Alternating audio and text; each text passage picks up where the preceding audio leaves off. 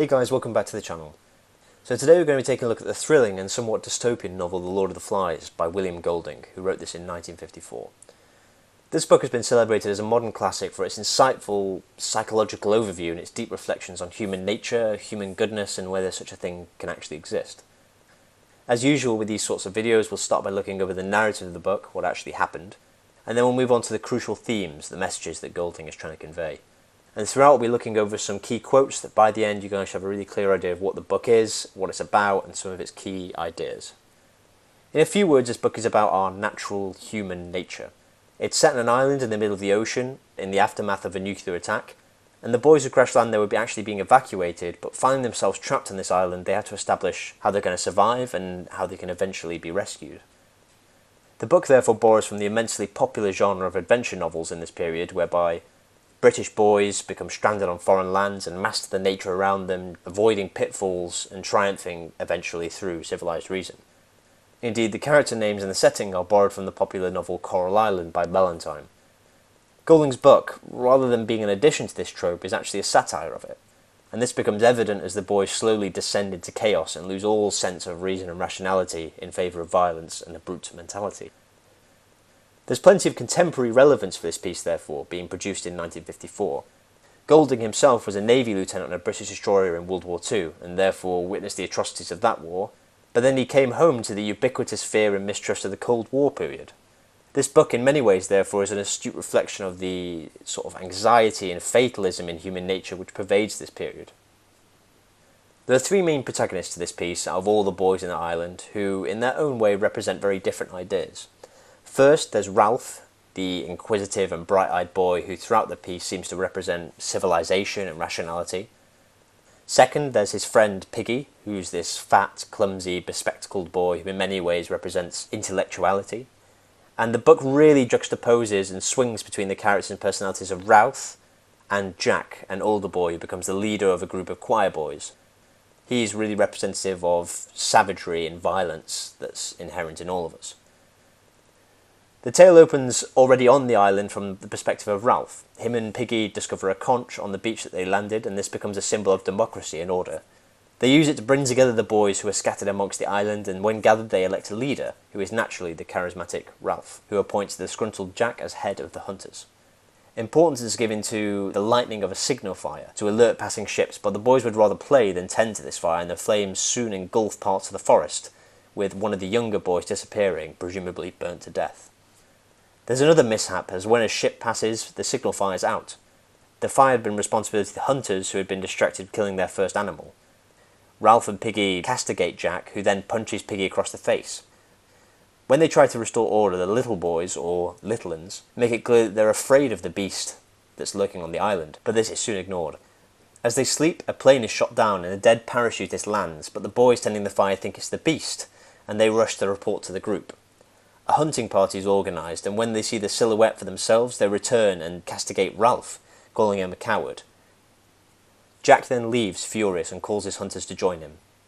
The rest try to rebuild the signal fire on the beach, but in the end most of them slip away to join Jack, who organises his own tribe and organises hunts with violent rituals involving dancing and beating somebody who's pretending to act like a pig.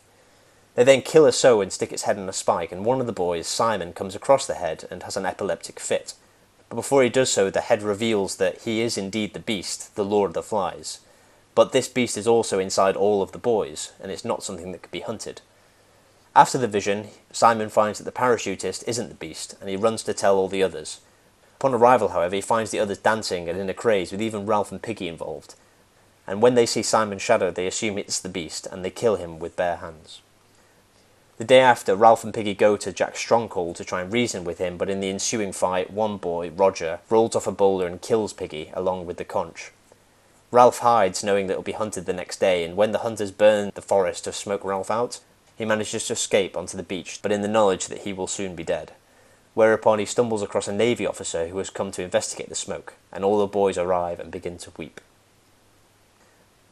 There are three principal themes throughout this book, it seems, the most obvious which regards the juxtaposition between civility and savagery. The book constantly teeters between these two themes, between Jack and Ralph, between the conch and the spear. Yet, whilst through many motifs the two are contrasted, the point is that each is inherent in all of us. That is seen throughout the tale of the beast, but also in the varying nature of the protagonist. Despite Jack's brutality, he sees the need for a system and some sort of order. And despite Ralph's rationality and civility, he also goes on the hunt and enjoys taking part in the ritual. It is this balance between obeying laws and being good and gratifying desires and using brute force that Golding argues are in each of us. And this admittance to our irrationality and our savage desires shows that the book is in many ways a satire of the imperial narrative of colonialism, which upheld that British reason and civilization was brought to foreign land in order to uplift them. Rather, Golding shows how rationality is just simply a facade under which lurks a more primitive and egotistic set of urges. The second theme which feeds from this is the fluidity of our states of savagery and civility. The metamorphosis of these boys from civilized choir boys to then bloodthirsty savages is a key motif and central to Golding's idea of human morality. Indeed, the juxtaposition of the carefree boys who wanted to play in the beach and the sea at the beginning of the novel and the painted hunters we're presented with who killed Piggy at the end is quite stark. Barbarity for Golding isn't something that we gain, it's not something that we learn, but rather it's something that's innate in all of us and something that's rather let loose. The final and most important theme of the book is Golding's view of human nature, his view of morality. As the pighead states, the beast is indeed in all of us.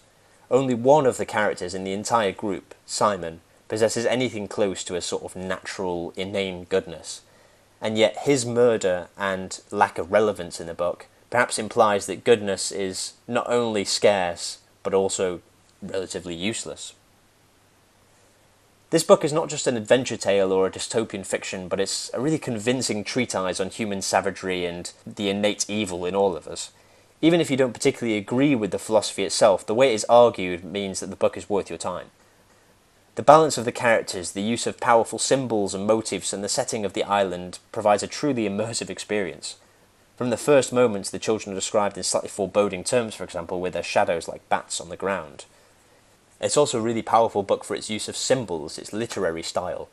For example, the conch is not only an item which originally gathered all the boys to the beach, but also he who holds the conch is able to speak, and therefore is a key symbol of reason and civility.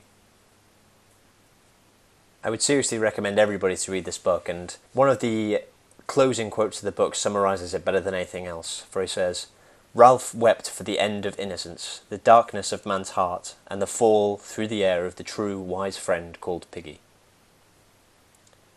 I sincerely hope you enjoyed the video, and if you did, please consider leaving a like and subscribing, and also feel free to comment what books you think I should look at in the future. Thanks again.